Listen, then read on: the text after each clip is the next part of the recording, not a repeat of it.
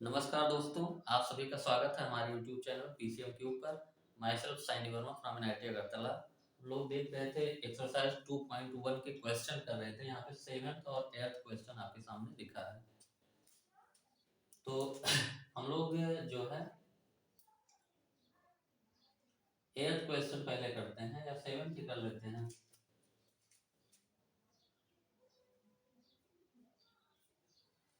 Seventh question पढ़िए क्या लिखा है आपका। सेट ए आपका दिया है, सेट बी आपका दिया है, सेट सी और सेट डी।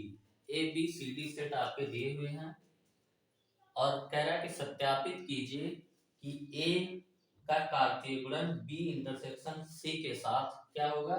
ए और बी का कार्तीय गुणन का इंटरसेक्शन किसके साथ, ए और सी के कार्तीय गुणन के साथ में। तो हम लोग लिखते हैं पहले सेट ए आपका जो दिया है ये आपके एलिमेंट है 1 2, बी के हैं आपके 1 2 3 4 और सी के हैं आपका 5 6 और डी आपका है 5 6 7 8। तो फर्स्ट पार्ट हम लोग करना चाहते हैं। फर्स्ट पार्ट का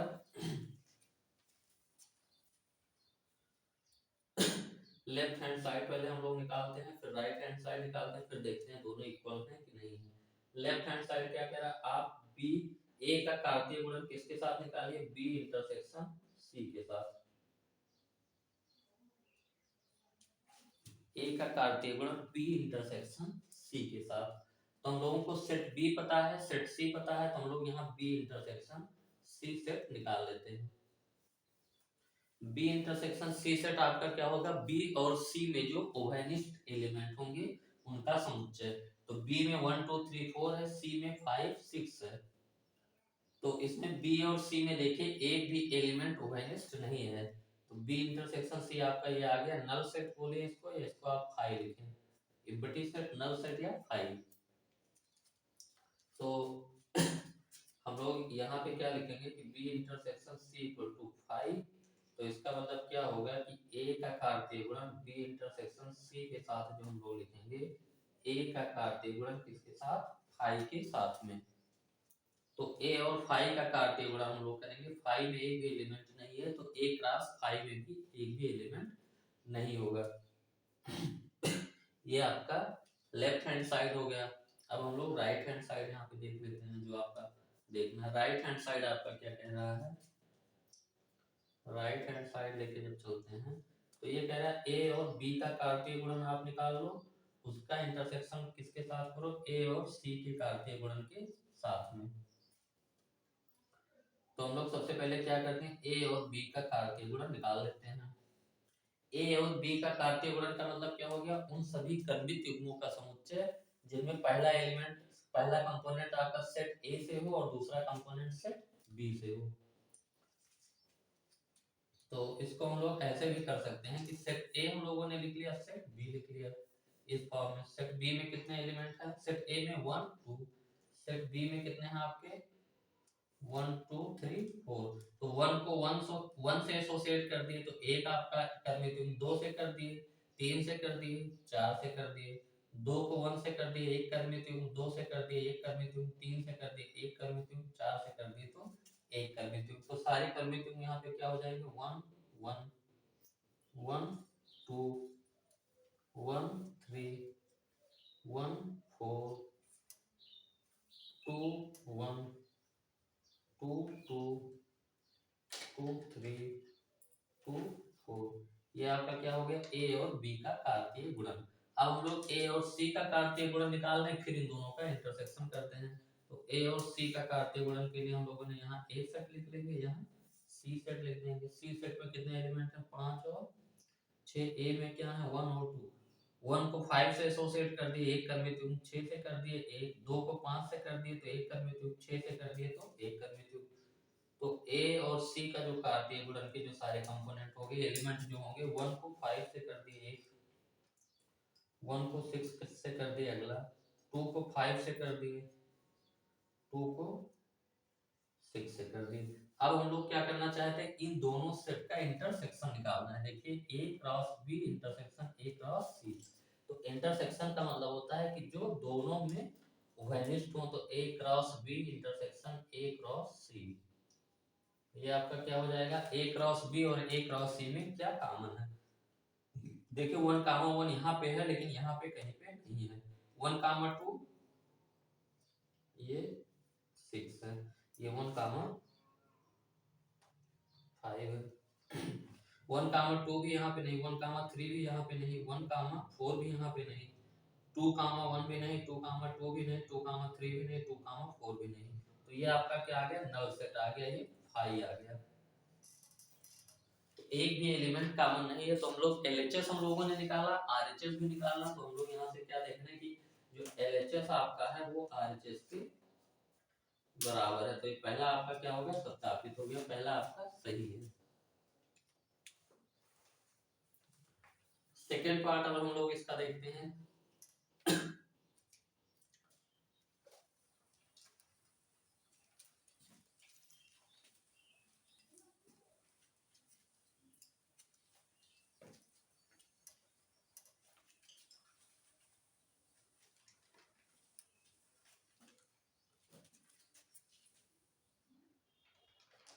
सेवेंथ क्वेश्चन का सेकंड पार्ट क्या कह रहा है कि A cross C B cross D का एक उप समुच्चय है। ये कह रहे हैं कि ए और सी का कार्तीय गुणन और बी और डी का कार्तीय गुणन निकालो।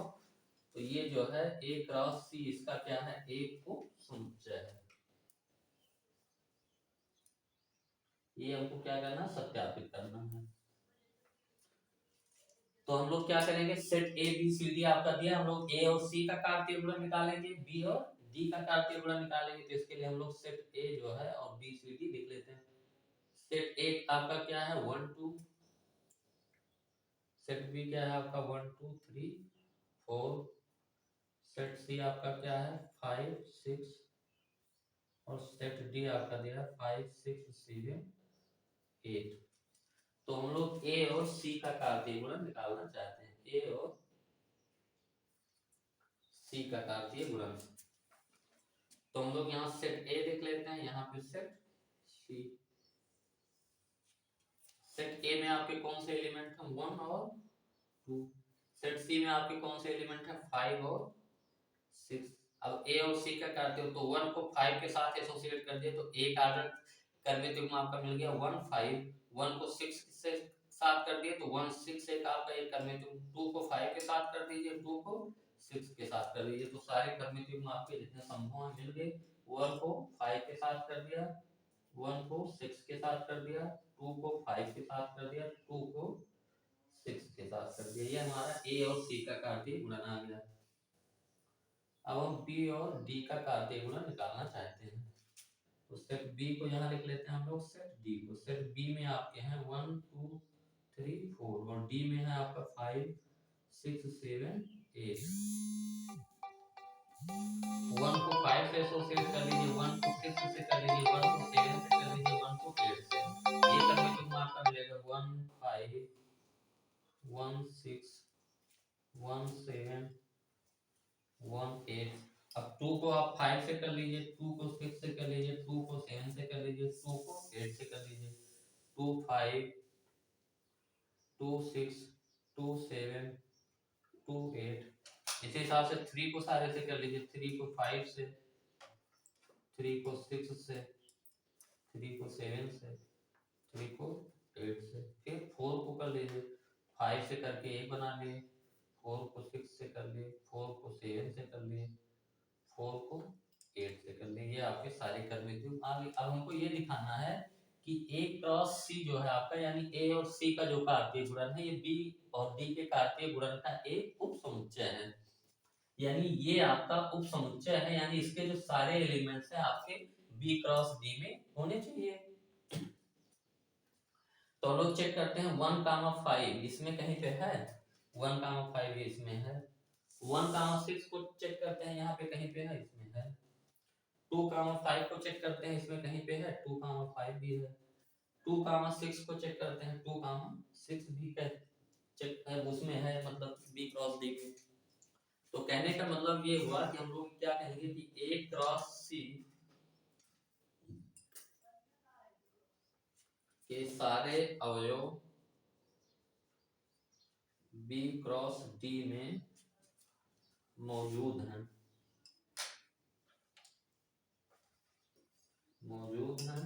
तो अतः हम लोग क्या कहेंगे, अतः A cross C B cross D का एक उप समुच्चय है।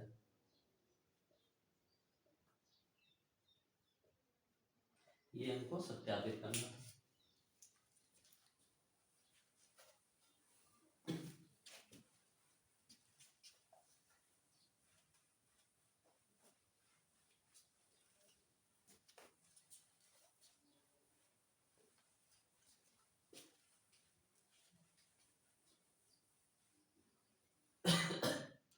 अब 8वां क्वेश्चन हम लोग करते हैं। मान लीजिए कि सेट ए बराबर ये है, सेट बी बराबर ये है, तो ए क्रॉस बी लिखिए और ए क्रॉस बी के कितने उप समुच्चय होंगे उनकी सूची बनाइए। सेट ए और सेट बी आपका दिया है, आपको क्या लिखना है, ए और बी का कार्तीय गुणन लिखना है और उसके बाद में जो कार्तीय गुणन ए और बी का करने के बाद जो सेट आया उसके कितने उप समुच्चय बन रहे हैं और उन सारे उप समुच्चय को आपको लिखना भी है। तो यहां से जो आपका सेट ए दिया है इसमें एलिमेंट है 1 2, सेट बी के जो एलिमेंट हैं 3 4, ए और बी का कार्तीय गुणन हमको निकालना है। तो ए और बी सेट का जो कार्तीय गुणन परिभाषित है उन सारे क्रमिक युग्मों का समुच्चय जिनमें पहला कंपोनेंट सेट ए से हो और दूसरा कंपोनेंट सेट बी से हो। तो इसको हम लोग आसानी से ऐसे लिख के कर लेते हैं, ये ज्यादा आसान लगता है। 1 2 हो गया और इसका 3 4 हो गया। 1 को 3 के साथ एसोसिएट करेंगे तो आपका एक आर्डर पेयर मिल गया, 1 को 4 के साथ करेंगे तो आपका दूसरा आर्डर पेयर मिल गया, 2 को 3 के साथ करेंगे तो आपको एक आर्डर पेयर ये मिल गया, 2 को 4 के साथ करेंगे तो ये आर्डर पेयर मिल गया। अब इससे ज्यादा और कोई आर्डर पेयर आपका संभव नहीं है। अब हम निकालना चाहते हैं ए क्रॉस बी जो सेट आया है इसके उप समुच्चय कितने होंगे और सारे उप समुच्चय लिखना भी है। तो उप समुच्चय हम लोग जानते हैं किसी भी सेट के उप समुच्चय का मतलब होता है कि उसके आप किसी भी एलिमेंट को उठा के, एक एलिमेंट को उठा के, दो एलिमेंट को उठा के, तीन एलिमेंट को उठा के कोई भी जो है समुच्चय बना लीजिए तो वो उसको क्या होगा, उप समुच्चय होगा।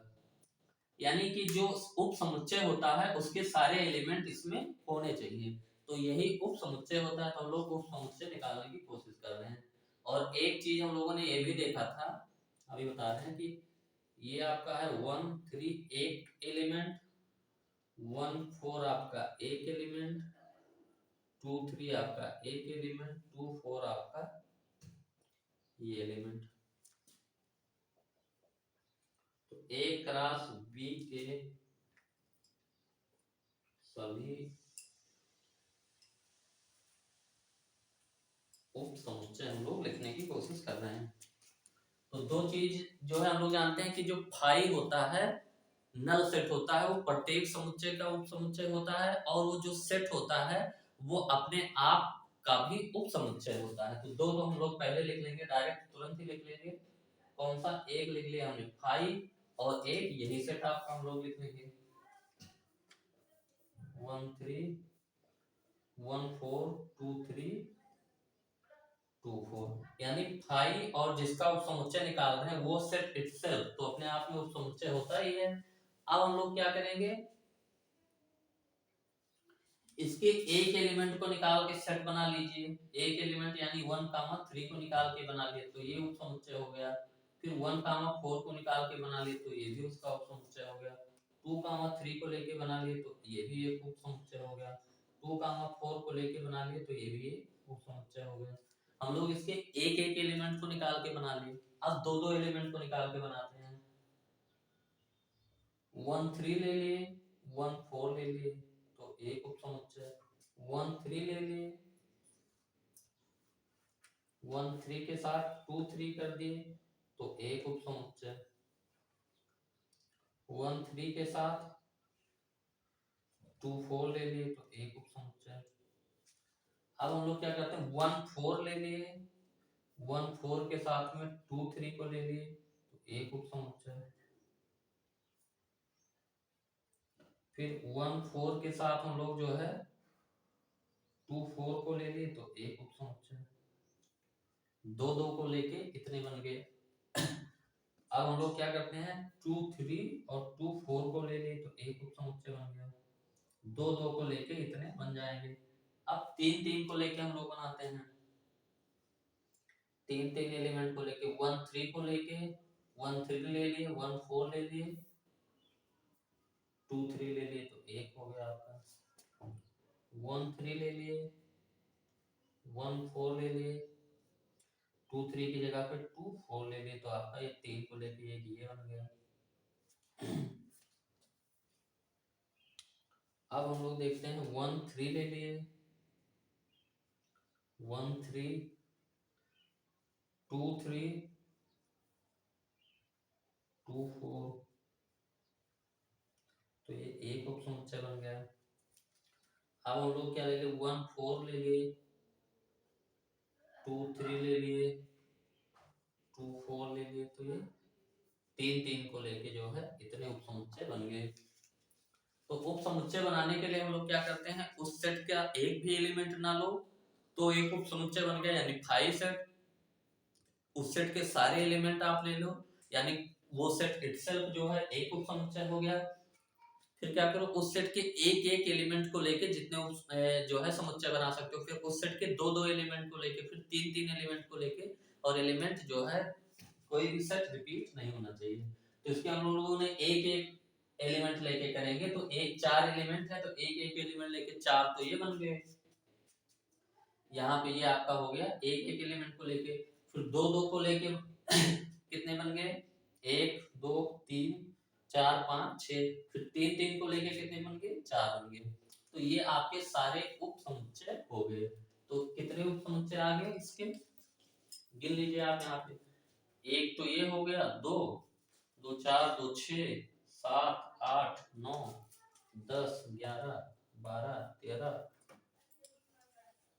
14 15 16। तो इसके कितने आ गए टोटल, 16 उप समुच्चय।